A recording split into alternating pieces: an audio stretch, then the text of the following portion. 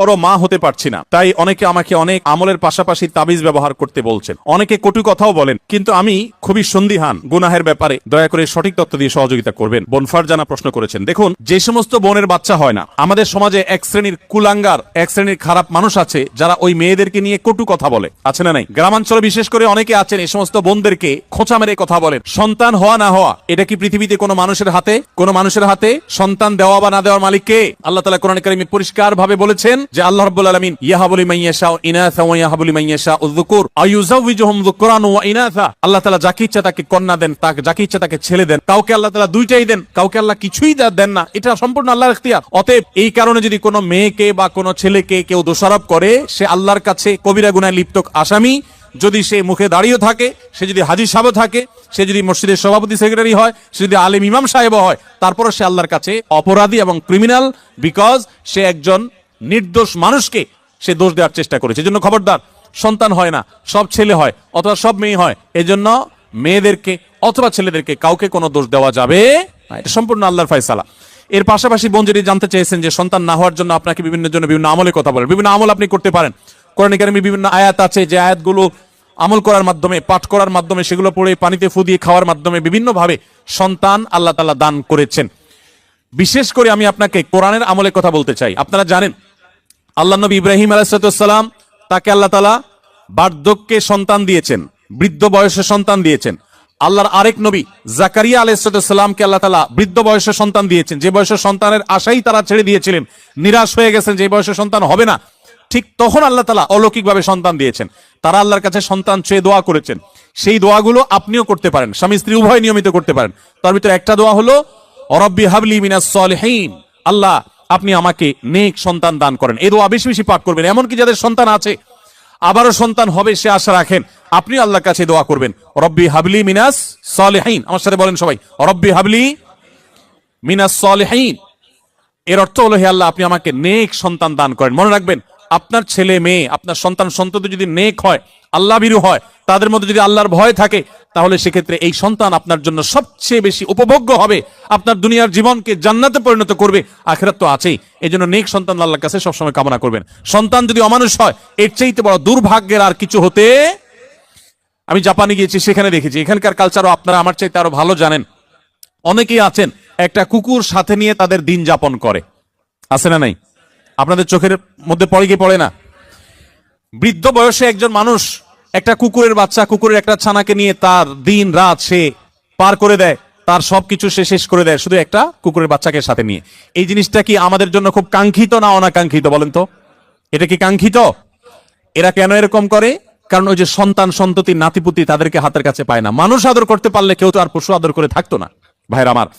এই জন্য আপনাদেরকে আমি বলতে চাই, নিজের সন্তানকে যদি ঈমান শিখান, তাওহীদ শিখান, মনে রাখবেন পৃথিবীতে ঈমানদার কোন সন্তান তার বাবা মাকে বার্ধক্যে রেখে দূরে চিরকালের জন্য সম্পর্ক ছিন্ন করে চলে যেতে পারে।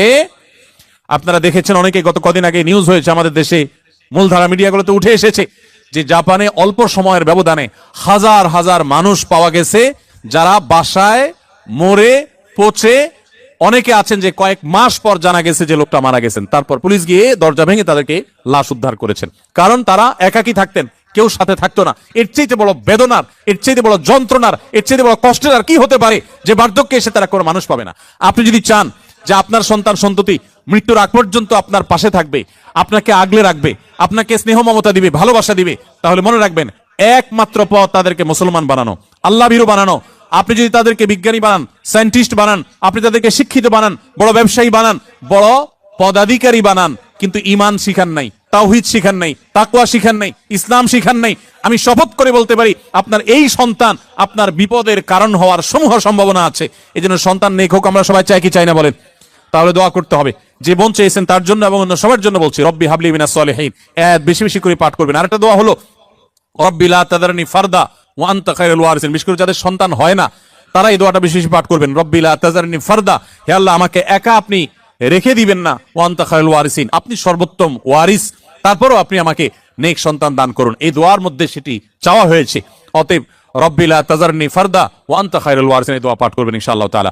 এর বাইরেও আরো বহু দোয়া আছে, রব্বি হাবলি মিন লাদুনকা যুররিয়াতান তাইয়্যিবা রব্বি হাবলি মিন লাদুনকা যুররিয়াতান তাইয়্যিবা, আল্লাহ আপনার পক্ষ থেকে আপনি আমাকে পবিত্র এবং ভালো সন্তান দান করেন।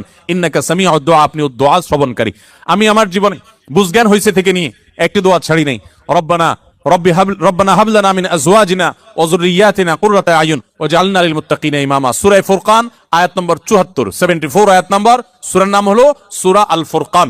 এই আয়াতে যে দোয়া আছে, এখানে যারা অবিবাহিত আছেন তারা এই দোয়া এখন থেকে পাঠ করতে পারেন। আল্লাহ তাআলা নেক বা ভালো স্ত্রী যদি জীবনে না দেন, তো আপনার জীবনে অনেক কিছু হওয়ার পরও সুখ শান্তি আপনি পাবেন না। সো নেক স্ত্রী এবং মেয়েদের জন্য নেক স্বামী, এই উভয় পক্ষের জন্য একই দোয়া, কমন দোয়া, আপনারা দোয়াটা পড়তে পারেন নেক সন্তানের জন্য। আমি জীবন দোয়া চেয়েছেন, পরামর্শ চেয়েছেন, তাকে বলবো এই দোয়াগুলো আপনি বেশি বেশি পড়বেন।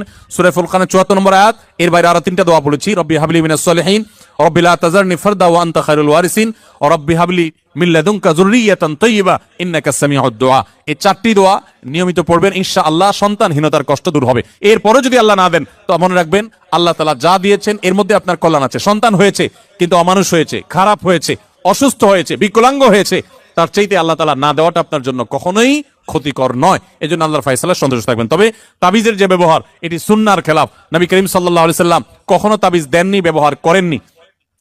এই তাবিজের ব্যবহারে কোরআন কারীমের আয়াত থাকলে সেটা জায়েজ কিনা জায়েজ, এটা নিয়ে ওলামাদের যে ইখতিলাফ বা মতবাদ পার্থক্য আছে, এর ঊর্ধ্বে উঠে আপনি নিশ্চিতভাবে জানতে পারেন তাবিজের ব্যবহার এটা নবী সাল্লাল্লাহু আলাইহি সাল্লামের সুন্নাহ না।